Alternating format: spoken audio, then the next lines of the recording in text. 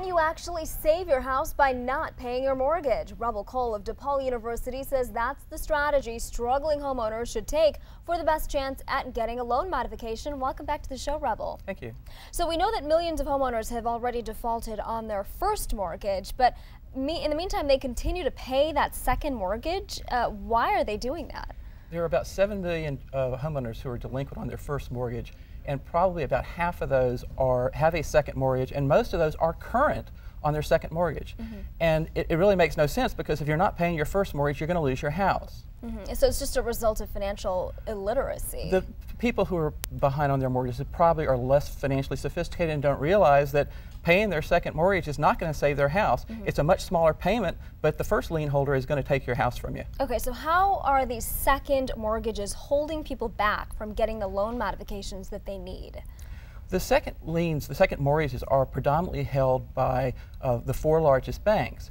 And if you're paying your second mortgage, those loans are current. They have absolutely no incentive to negotiate to take a hit on those mortgages. So if your first lien holder is willing to negotiate with you, he has to then pay off the second lien holder in full, which violates the whole order of claimants and a default. So the first lien holder doesn't want to do it unless the second lien holder agrees to take a loss, and they refuse to do so if you're paying your second mortgage. Okay, and in many cases, the first lien holder and the second lien holder are the same bank. It's rare. It happens at some occasions, but for the vast majority, probably 80 to 90%, that's not true. The first mortgages have typically been sold off to investors and are in mortgage-backed securities. The second liens, however, are concentrated among the big 4 banks. Let's talk about that. Who's holding these second liens? It's the 4 largest banks in the country, holding more than $400 billion in second liens. So what are the consequences of this for these 4 banks? Well, we know that the banks just went through a very rough time a year or so ago, and they're not out of trouble yet. And were they to classify these bad second liens and take losses on them, they would be severely undercapitalized, and we would be looking at yet another big bank bailout. And nobody wants to see that. Okay, but the fact that these second liens, the fact that they are being paid, is really contributing to the factor, to the problem as to why we're not getting the high number of loan modifications that we need.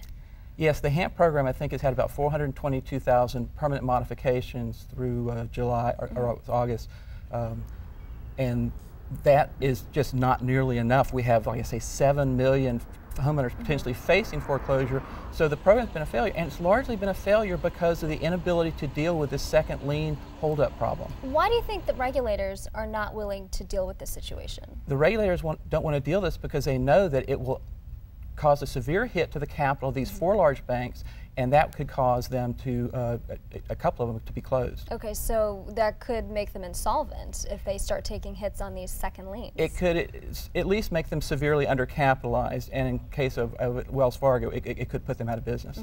So then you say the solution is in the hands of actual homeowners themselves. What should they be doing? If you're trying to renegotiate your delinquent mortgage, don't pay your second mortgage. Don't pay your home equity line of credit, because that gives the holder of that second mortgage the incentive not to negotiate with you. It's also a dirty little secret that those same 4 banks service, which means they negotiate on the behalf of the bondholders for about 80% of all mortgages out there. So they're representing the first mortgage holder that you're negotiating with them when they have an incentive not to help you out. Okay, but this is no guarantee that someone's actually going to end up getting a loan modification. No, but it's going to save you some money that you're throwing away.